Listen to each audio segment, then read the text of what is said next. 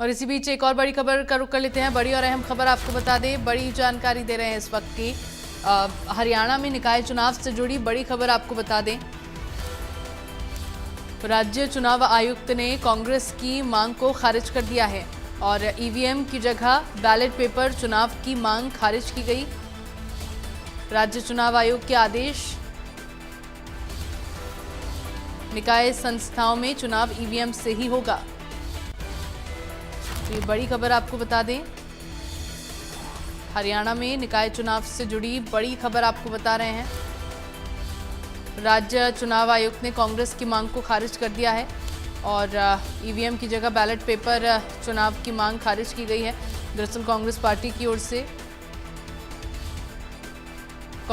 की ओर से ईवीएम की जगह बैलेट पेपर से चुनाव कराए जाने की मांग की गई थी, जिसे राज्य चुनाव आयोग ने खारिज कर दिया है। और खबर पर ज्यादा जानकारी के लिए मेरे साथ संवाददाता साक्षी शर्मा जुड़ गई हैं। साक्षी, क्योंकि कांग्रेस पार्टी की ओर से मांग की गई थी बैलेट पेपर के जरिए वोटिंग कराने की, लेकिन राज्य चुनाव आयुक्त ने इस मांग को खारिज कर दिया है और अब आगे पार्टी की ओर से क्या कुछ कदम रहेगा, क्योंकि जो मांग थी उसे राज्य चुनाव आयोग ने खारिज कर दिया।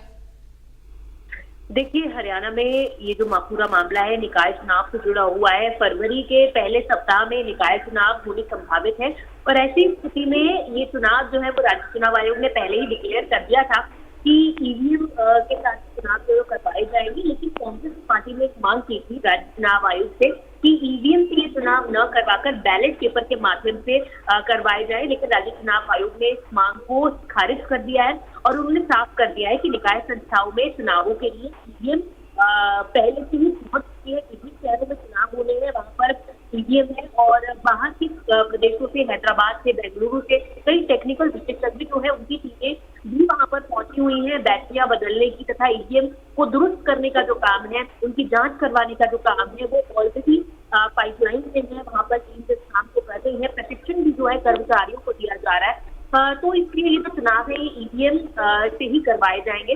और कांग्रेस पार्टी ने मुद्दा इसलिए उठाया क्योंकि विधानसभा चुनावों में भी कांग्रेस पार्टी ने भाजपा पर ईवीएम हैक करने के आरोप लगाए थे।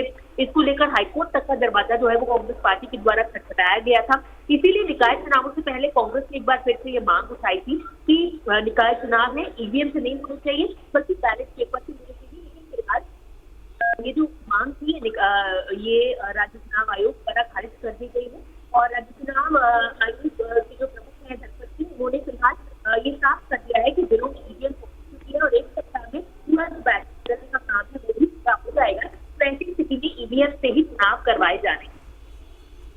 बिल्कुल, अब पार्टी की ओर से अगला कदम क्या रहेगा और जब ये फैसला आ गया है तो क्या कांग्रेस के किसी नेता की ओर से इस पर कोई प्रतिक्रिया सामने आई?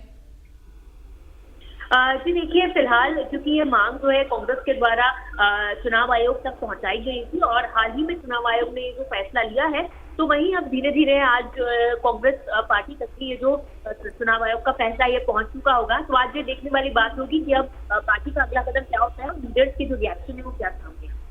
चलिए ठीक है साक्षी, बहुत शुक्रिया आपका तमाम जानकारी साझा करने के लिए।